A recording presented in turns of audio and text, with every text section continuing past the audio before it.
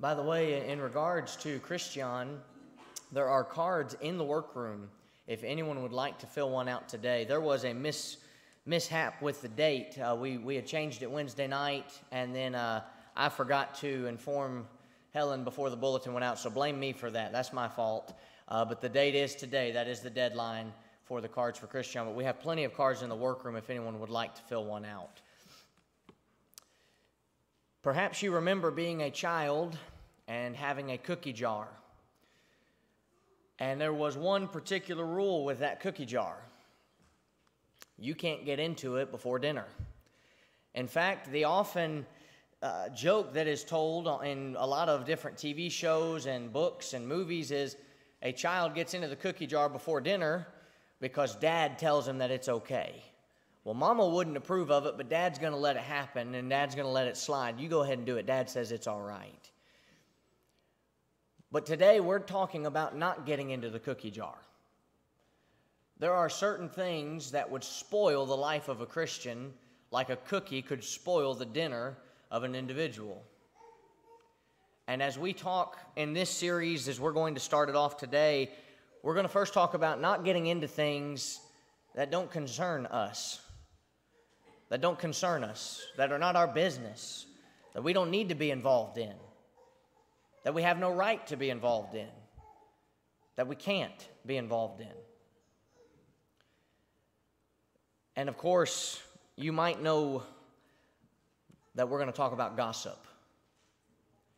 What is it?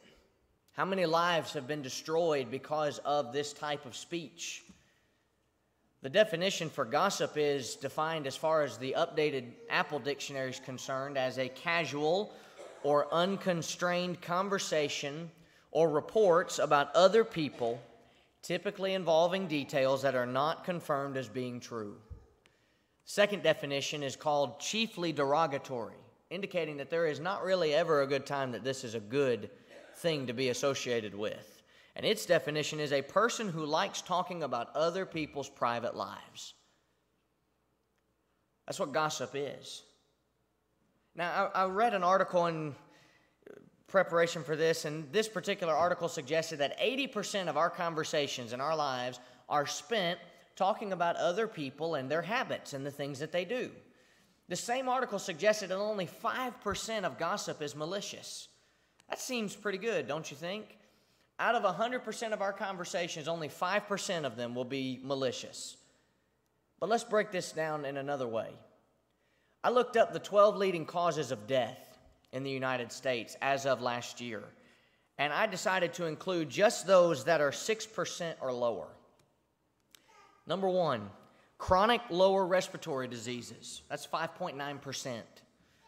5.9% of the deaths last year were caused by this type of illness, and it killed 155,041 people. The next death, that was 5.6%, is accidents or unintentional injuries that were brought on by something that you didn't even mean to do. It was an accident, but it killed 146,571 people. Third cause of death, that is a stroke. 5.3% of the deaths last year were due to stroke, and it killed 140,323 people. Finally, Alzheimer's disease, coming in at 3.9%, and it killed 110,561 people. You get the picture? 5% is not a little number. 5% is what we just discussed, and it killed upwards of 600 to 700,000 people last year. And by the way, I didn't include those that were over 5%. That's not all the leading causes of death. That's just what applied to the article that I read that said only 5% of gossip is bad. So let's put it another way. As of 2017, the United States, that's just this country, had 325.7 million people in it. 5% of that, 16,285,000. So if I am to suggest that only 5% of gossip is malicious in the regards to this country, then I will harm 16,285,000 people. Does that seem like a small number? It's not. This is a deadly sin. And it's not always a deadly sin because it actually causes physical death, but it is an assassination of character. That's what it does. It takes someone's character and completely destroys it. And so today we're going to talk about things that don't concern us. And I can tell you, I have never had a time where I have seen gossip for good. Now we need to define this before we move on.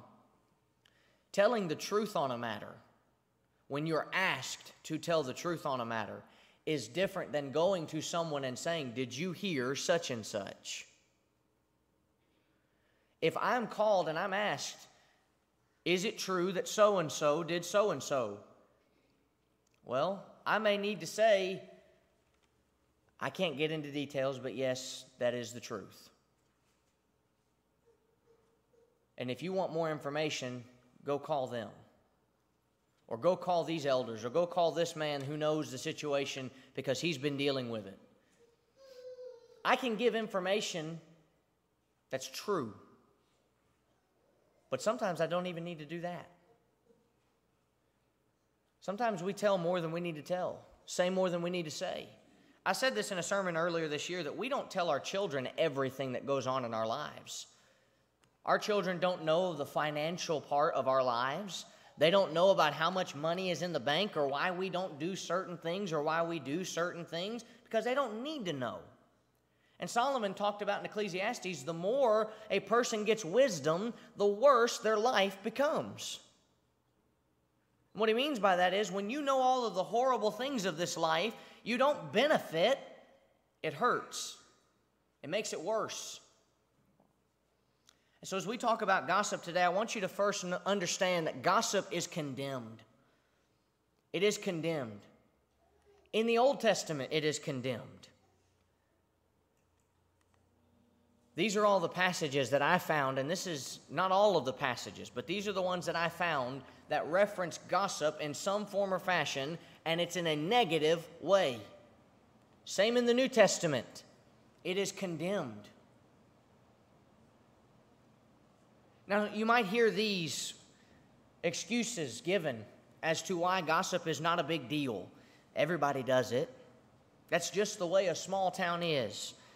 I'm not telling you anything I wouldn't say to their face. Hey, make sure you don't tell this to anyone. Keep this between you and me. I don't think they would mind me telling you this. Now, sometimes there might be a situation where I might talk with Ryan about a situation and say, hey, we need to kind of keep this between us. We have elders meetings sometimes, and the elders say this doesn't leave this room, and the elders have meetings that we're not privy to, that we don't need to know about. That's what I talked about a minute ago. You don't have to tell everything you know. Not everything needs to be information that the whole congregation gets, or that the whole family gets, or that the whole world gets.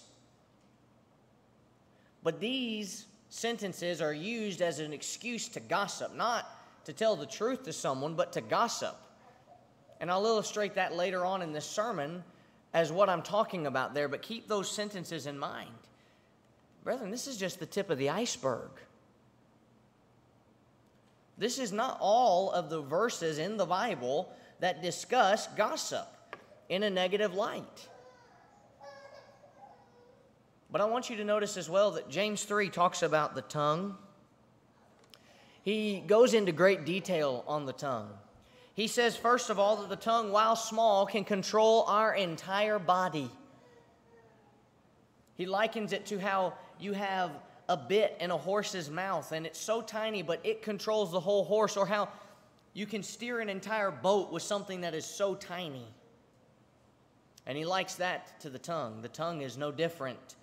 It can control our whole body if we allow it to. And the tongue also, when it gets started, becomes an incredible fire,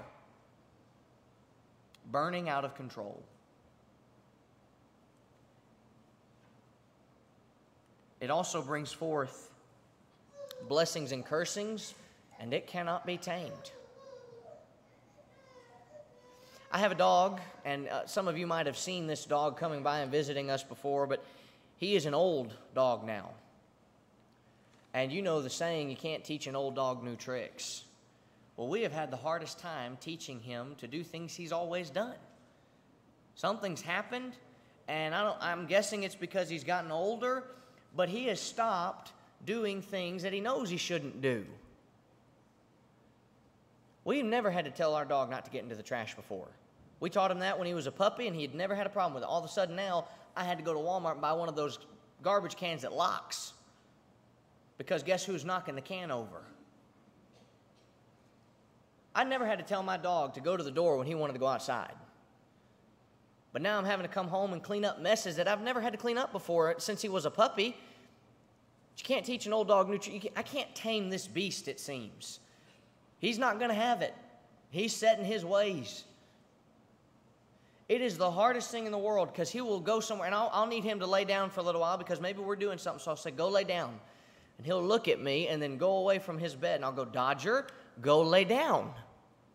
And I've had to at times walk over and pick him up, 75-pound lab mix, by the way, pick him up and carry him to his bed, put him down and say, stay.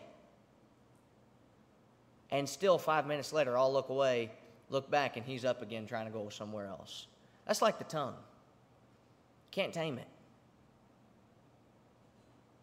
Maybe for a time, just like my dog, maybe for a time, you can have it under control and have everything going, but you cannot take your eyes off of it. It will bite you. It will come back to harm you. It will come back to harm me if we are not careful. But I'm also reminded of 1 Peter 2 and verse 12, where Peter writes, these, like natural brute beasts made to be caught and destroyed, speak evil of the things they do not understand, and will utterly perish in their own corruption. I don't know. Well, I'll give you a good, for instance. Yesterday, Rebecca Robinson came in with a songbook and asked me to help her find the tone for the song. And I said, man, I wish Ryan was here because I don't know how to do that very well. I don't know the song, and so I don't know how to find the right pitch for it. I can't read music like that. And so I had to go on the internet and look the song up and try to find a video of someone singing it. That was the best that I could do. But if Ryan had been there, I could have said, hey, Ryan, can you help her with this? And I have no doubt that Ryan could have looked at that and go, oh, yeah, it's this, because I've seen him do it. He can read music. He understands that. Oftentimes we'll be in the car driving somewhere, maybe making a visit or going to lunch or doing something together, and we'll be listening to the radio a little bit, and it'll talk about sports, and he'll go, wait, why is that a problem?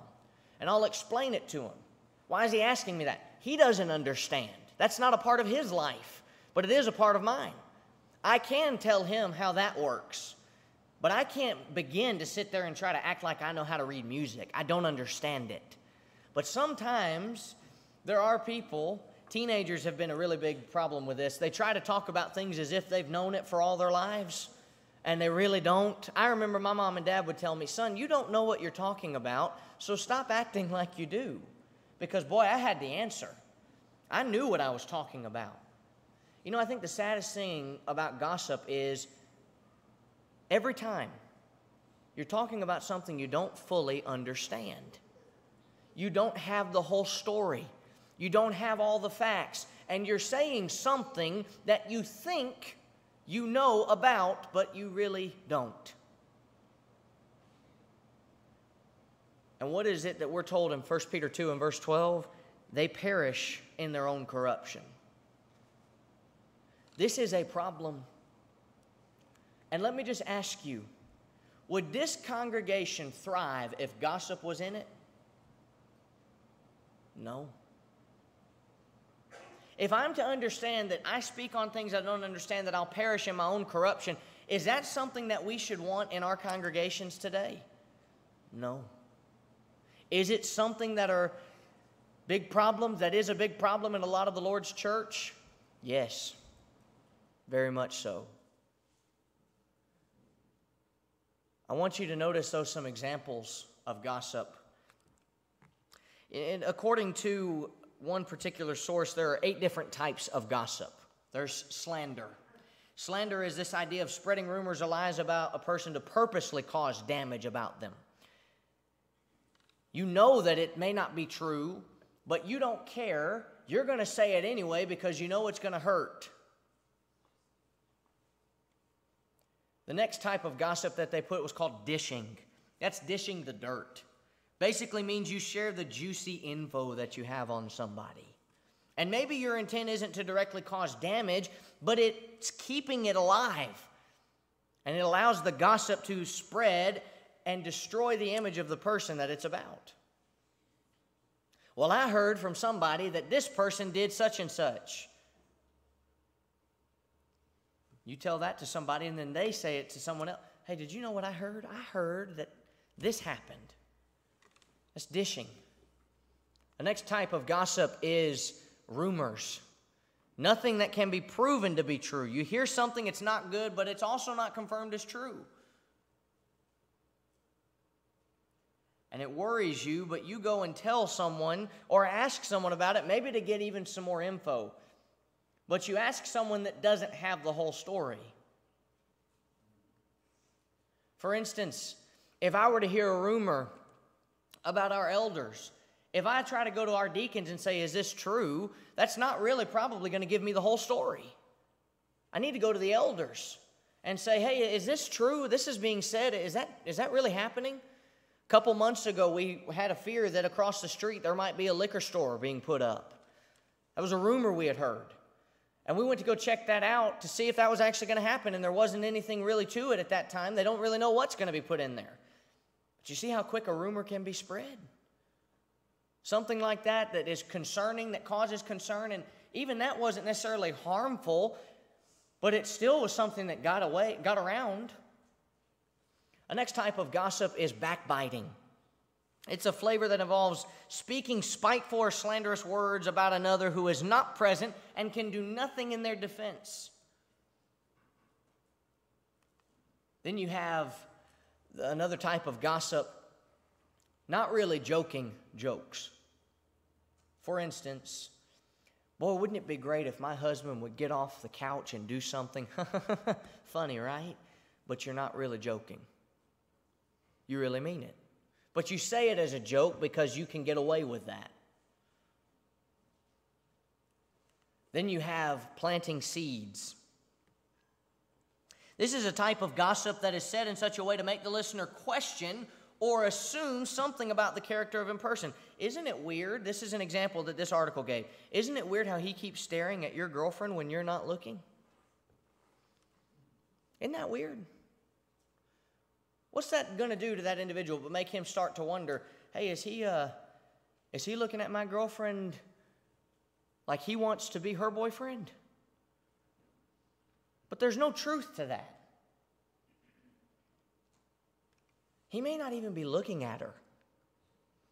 Last night, I had a snack. I was eating a snack, and Adam was looking our way, and Megan said, see, he's looking at you. I said, no, he's not. I could see where his eyes were. They were on my snack. I said, he's looking at my snack. He's not looking at me.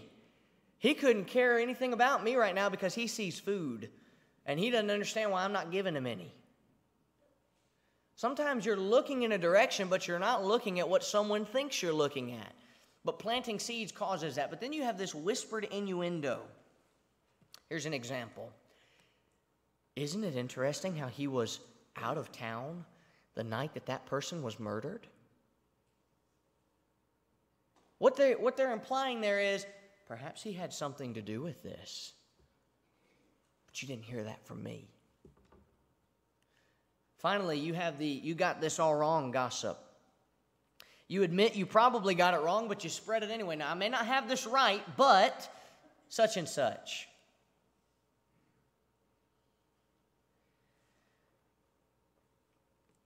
Maybe it's because it sounds exciting if it's true. For instance, I'd love nothing more than for them to put a Chick-fil-A across from the street from us. Man, I'd love that. Probably wouldn't be good for me, but I'd love it. But I can't go around and tell everybody that we're getting a Chick-fil-A just because that would sound exciting. It's not true. I have no proof of that. Same can be said about anything else. I can't go around and spread something that seems exciting or it's a juicy piece of gossip just because I want people to hear what I've heard.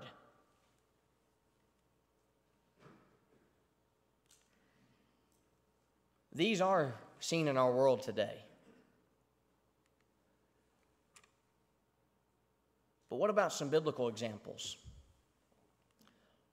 Let's talk about the Old Testament for a minute. God is a victim of rumors and lies. And that really goes two and two, goes hand in hand with gossip. You remember in Genesis 3, the devil said to Adam and Eve, "You're not going to surely die." No, God knows that the day you eat of that fruit, you're going to be like him, and he doesn't want that for you. God wasn't even there physically in that moment to even defend his case on this, by the way. But the devil had no problem spreading it. Had no problem saying, well, you know, if God really was looking out for your best interest, he would let you do this. He's holding you back. Or how about Joseph in Genesis 39, when the Bible says that Potiphar's wife had her eye on him, and she wanted to be with him in a way she shouldn't be with him. And so she would come by and ask him, lie with me, be with me.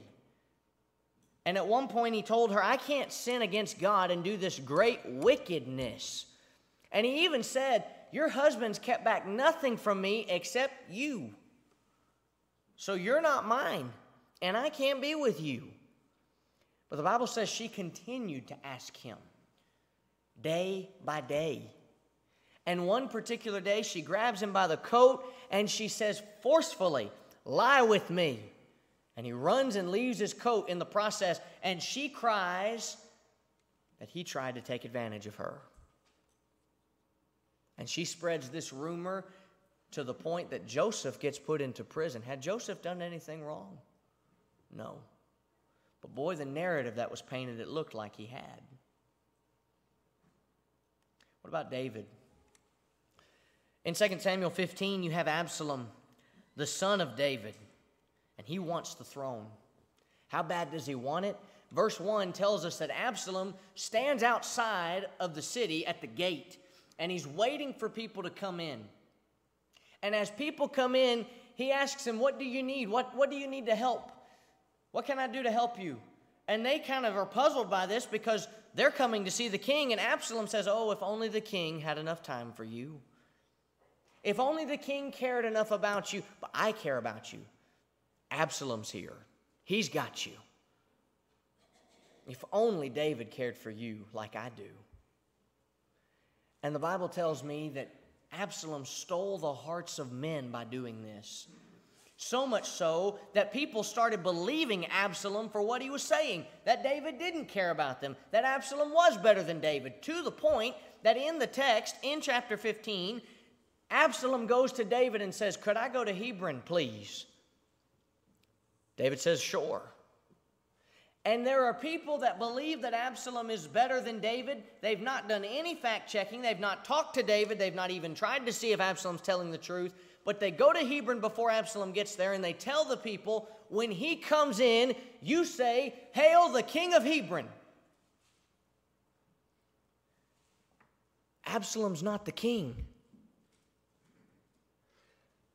But he tried to become king by spreading rumors and gossip about his father that weren't true, that weren't founded, that couldn't be proven. But you know what it tells me? Because the Bible does say that he stole the hearts of men. It tells me that we are so capable of believing a false rumor and a lie. If they had fact-checked, if they had said to Absalom, well, I can't believe the king would do this. I'm going to go see if this is true. They would have learned very quickly that it wasn't, and that Absalom was just trying to steal the throne.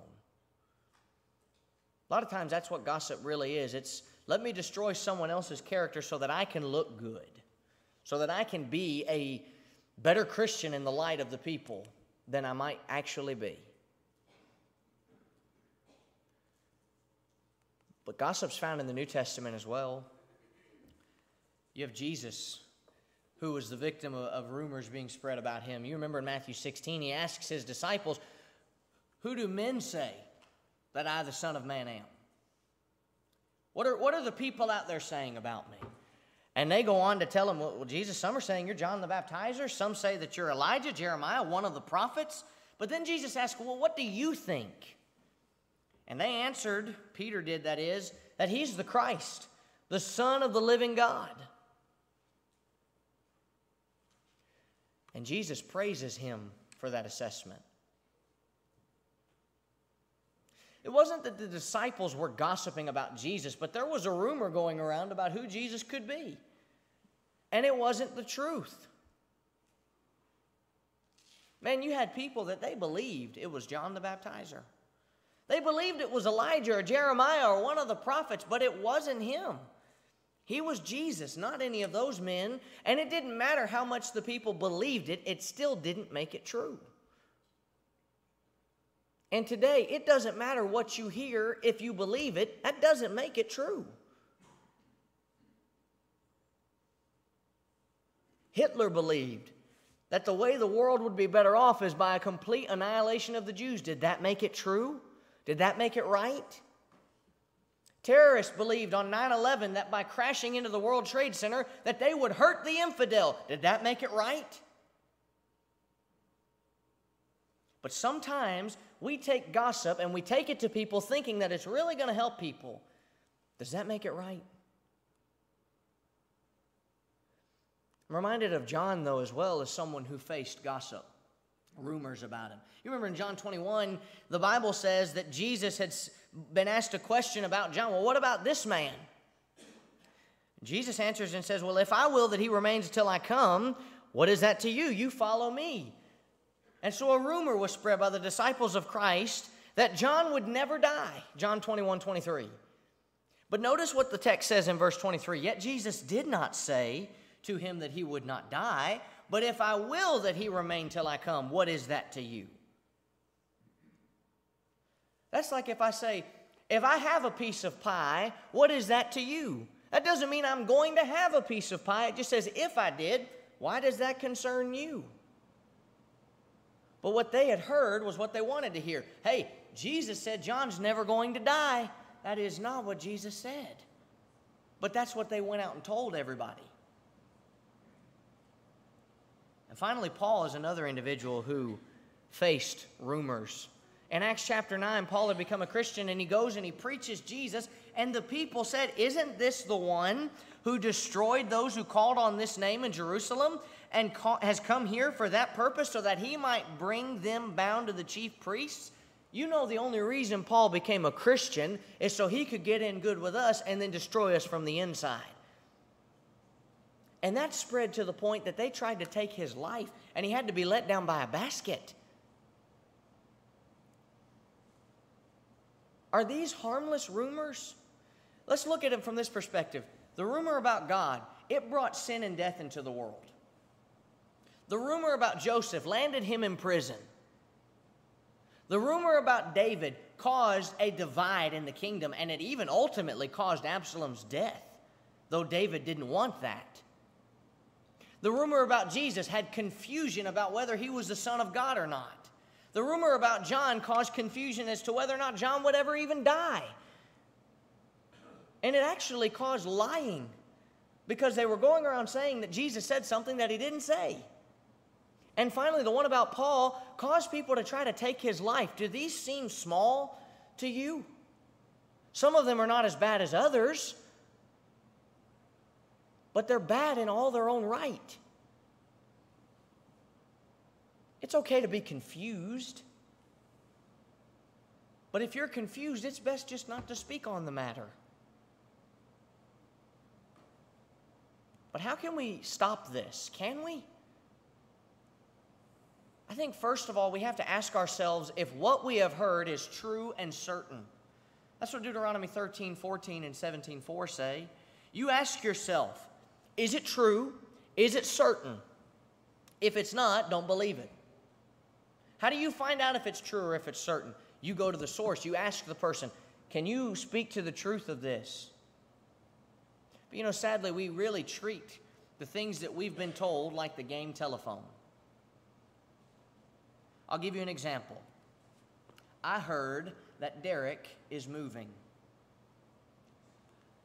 Derek is moving because he got kicked out. He and Samantha are having problems. Where did that come from, this first statement? That's an inference. That's something that someone has added to the story. And perhaps it's true, but a lot of times it's not. A lot of times it's, well, he must be moving out because he and Samantha are having problems. When maybe you don't know that he and Samantha are going to be moving together. But oftentimes we hear something and we want to add details to it. Because I heard that Derek is moving is not near as exciting as I heard he's moving because he got kicked out and that he and Samantha are having problems. Let's talk about what those problems might be. Let's try to figure out why he got kicked out.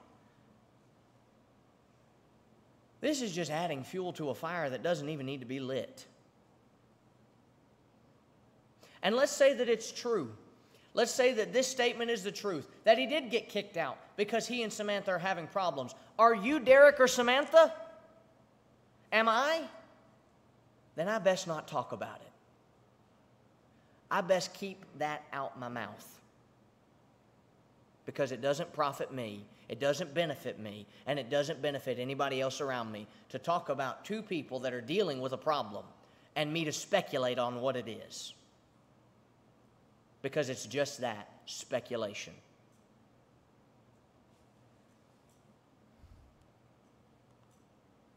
We can stop. This is how we can truly stop. Number one, you walk away from gossip. Someone starts to say something to you, you just walk away. Proverbs 26:20 talks about where the lack of wood, the fire goes out. So you just walk away, or you refuse to listen. Look, I don't want to hear any of that. I'm not going to listen to that. Then you ask yourself this, do I need to distance myself from the one that's the gossiper? That might seem harsh, but truly, if they're only going to gossip when they're around you, it doesn't benefit you to be around them. It puts you in a situation of temptation to gossip.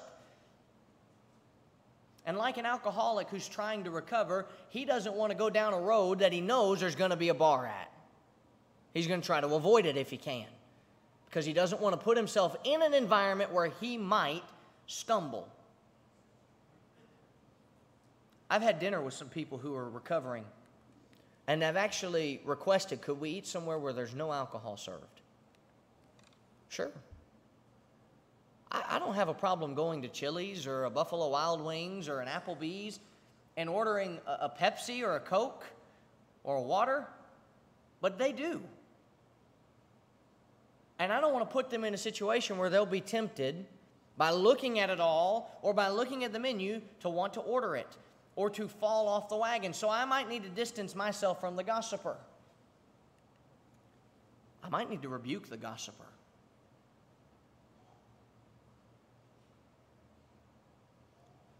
Now, this needs to be done in love.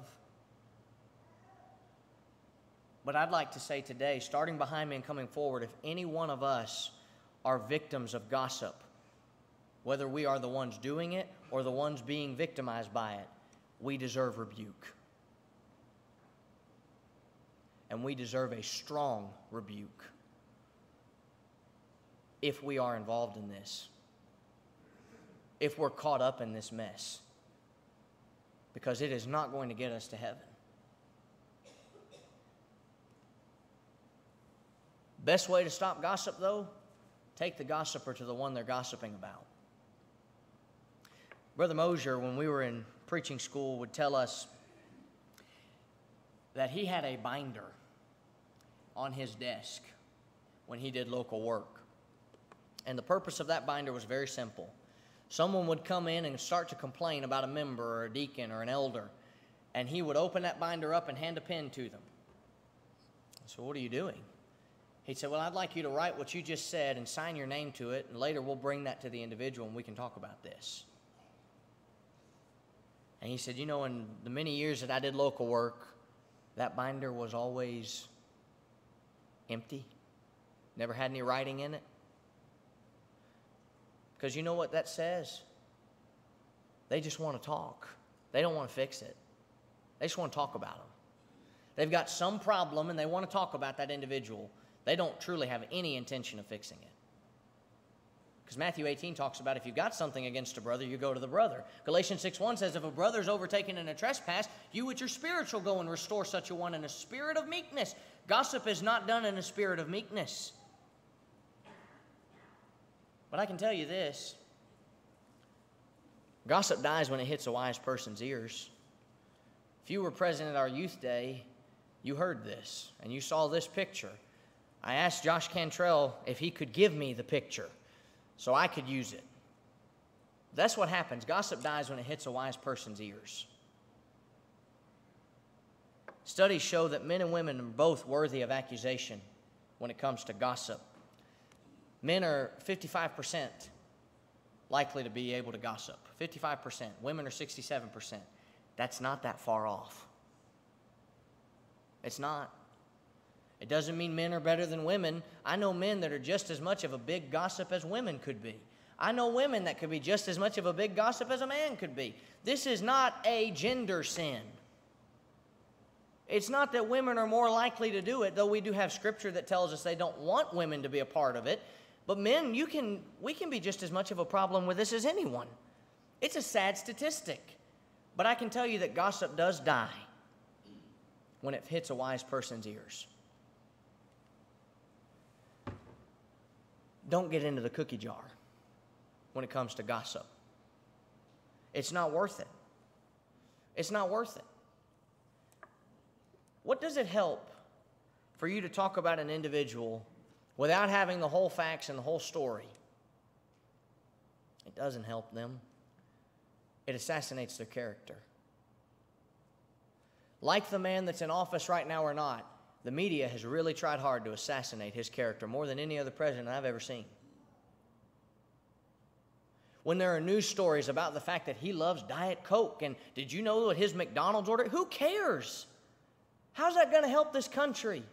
How's it going to fix this country? The people who do that are showing that they just have bias against this individual, and they're going to find anything they can. Now, I'm not talking about the mistakes that he's made. I'm sure he has made mistakes. I'm positive. But rather than dwelling on those, they want to dwell on what he likes to drink, what he likes to eat from McDonald's. And that doesn't matter. And Christians, we need to be the same mind when it comes to our brethren. And not talk about things that don't matter to us, that don't concern us. If we're not directly involved in the situation, it's best we just don't talk about it. Because when we do, we open ourselves up for a world of hurt. And we stand to be blamed on Judgment Day before God. I reckon there will be a lot of people that won't even realize it, but on Judgment Day they're going to be in for quite a shock. Because they've spent most of their lives gossiping about other people. And God has condemned this. It's a sin. It is not something that can be a part of my life, nor can it be a part of yours. And if you've fallen victim to this sin, we need to fix it. Maybe you're here today and you're a child of God, but you've fallen away and you want to come back. You can do that by hearing, believing, repenting, confessing, being baptized. If you're not a Christian, that's how you become one. But if you are a child of God, you've done those things, but you're not living faithfully. Acts 8 tells me that I can pray on your behalf. The congregation can pray on your behalf, and you'll be forgiven nonetheless.